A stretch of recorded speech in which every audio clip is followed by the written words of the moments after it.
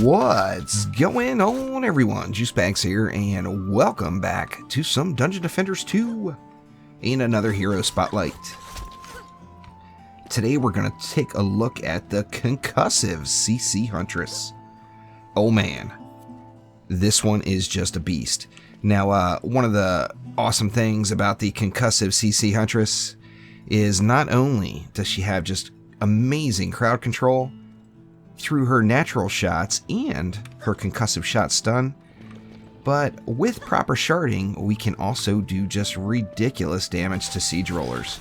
And we all know the number one reason, or the number one active thing that heroes need to do in the game currently is handle siege rollers.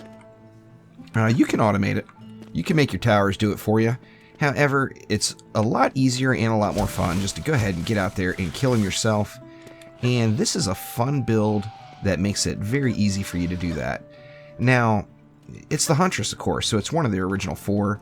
No one should not have a Huntress.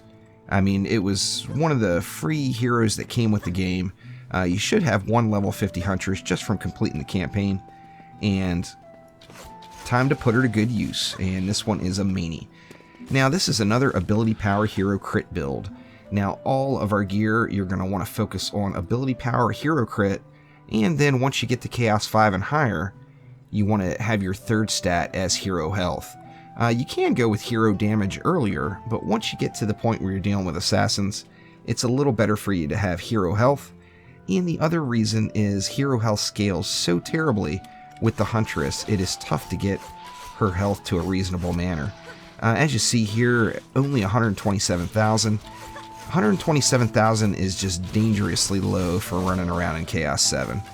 You can count on dying pretty darn often at 127,000. However, I just don't have the complete set of gear yet. I know what I want to have, but I don't quite have it yet. Now, ability power, hero crit, and hero health are the big 3 on all of your gear, including your weapon. Now, as you see, my weapon doesn't have hero health because I wanted to have some sort of element. And I did find this really cool treetop sniper, which in my opinion just looks awesome. And that was my reasoning for using this one. Now, I can also tell you that this is absolutely the wrong weapon for any DPS Huntress, as far as the shot type. Now, the reason I say that is it's not going to do the maximum amount of DPS that you can put out.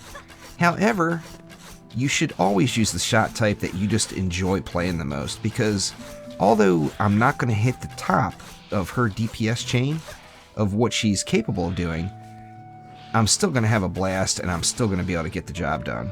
Now, ideally, to put out the most damage with this build, you're going to want a 4 shot per second scatter shot, which I personally don't care for the shot type, so I don't use it. However, this will give you the most amount of damage. That, and for concussive shot, the closer you are, the more chance you have of all your grenades hitting one mob. So you kind of want to be up in the mix, and particularly with dealing with those nasty siege rollers. Now, my personal favorite shot type, and the one I'm looking for, is the Watchful Eye here, which is a Penta 3. Now, my treetop sniper was a Penta 2. The difference is the Penta 3 is going to shoot 4 times per second. And that it really is the bow that I'm looking for in the shot type I want. However, this particular one did not have any hero power on it. Or, pardon me, any ability power on it. So without ability power, it made it completely unusable for the build, in my opinion. So I like to stick with my treetop sniper, and it's just a lot of fun for me. It works out really well. So let's go ahead and take a peek through the shards. Now, first off, there are just a few required shards, and 2 of the required shards in the set, well, actually, really only piercing is really required. Piercing is what's going to give us that crushing damage against siege rollers for that big smack and all of that massive damage to get that bad boy burned down quick. Now, Inspiring Strike's primary attacks reduce the cooldown of your abilities by 0.3 seconds, That's kind of a given with any ability power hero that's shooting fast. You're going to crit a lot, so you want your cooldowns on your abilities to be really low. Now, the double whammy there is Concussive Shot, of course, is one of those abilities where you don't have to let go of your trigger. Like right now, I am just holding my mouse button down and hitting number 1, and I never lift up on it, so the damage never stops, it just keeps on rolling out. And along with that, all of the crowd control. Now, this third shard, Drenching Strikes, is definitely not a required shard for the build, but it does give you a whole nother level of crowd control, and that's your primary attacks have a 30% chance on hit to drench enemies for 7 seconds.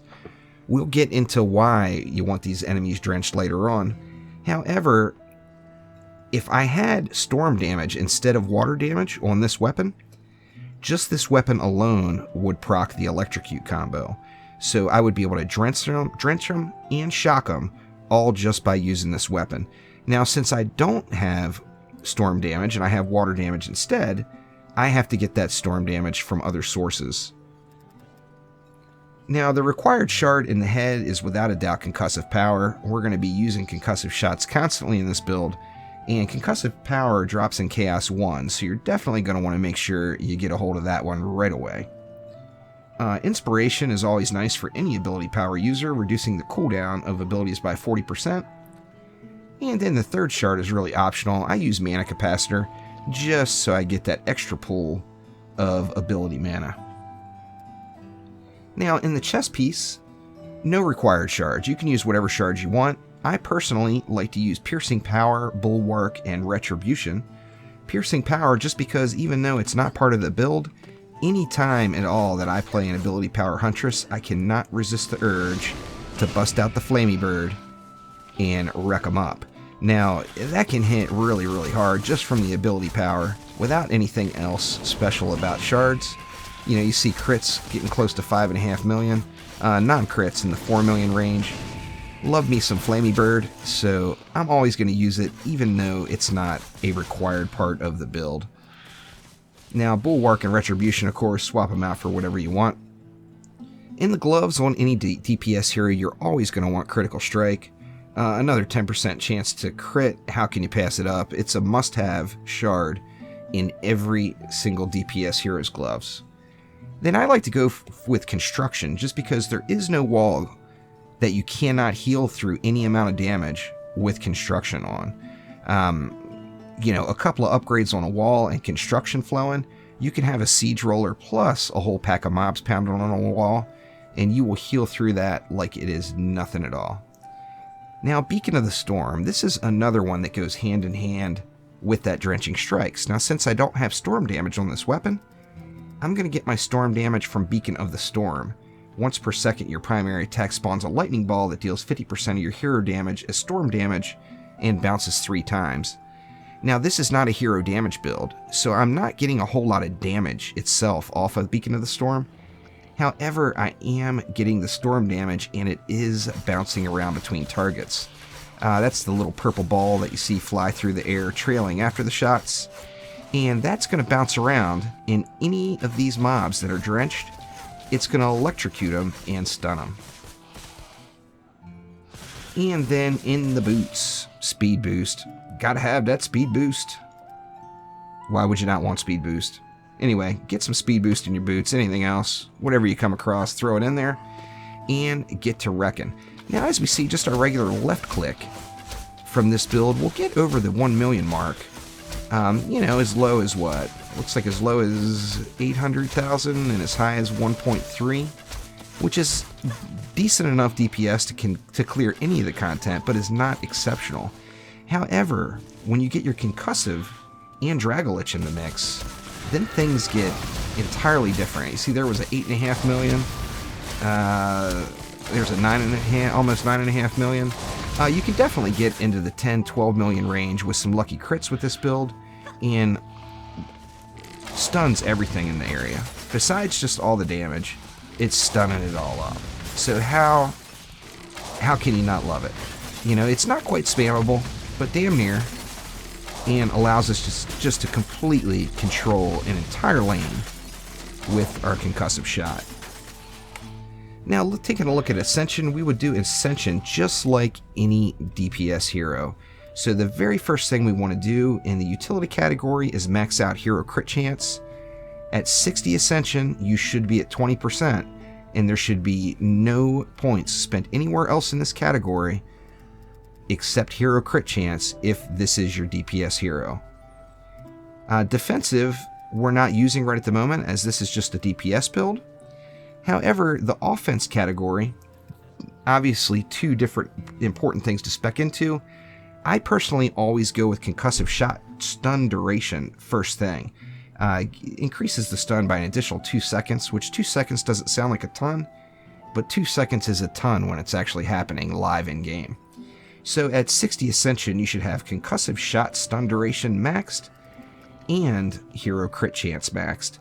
Now after that, I went directly into concussive shots until it was maxed out, and then from there go wherever you want. I do need to stack as much hero health as I can since I'm in Chaos 7, and we already mentioned earlier I kind of like the Flammy Bird, so I went into those, but the main two being concussive shot stun duration and then concussive shots damage.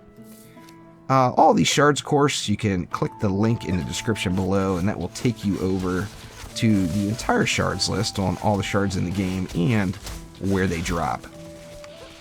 You should have just a ton of fun on your Concussive Shot Huntress, as it is just a blast to play. And like I said, it's one of the original 4, so everyone should have a Huntress in their deck to mess around with. Anyway, that will do it for now. Thank you all very much for watching. Click that like button and please subscribe to the channel, and I will be back soon with more DD2. See ya.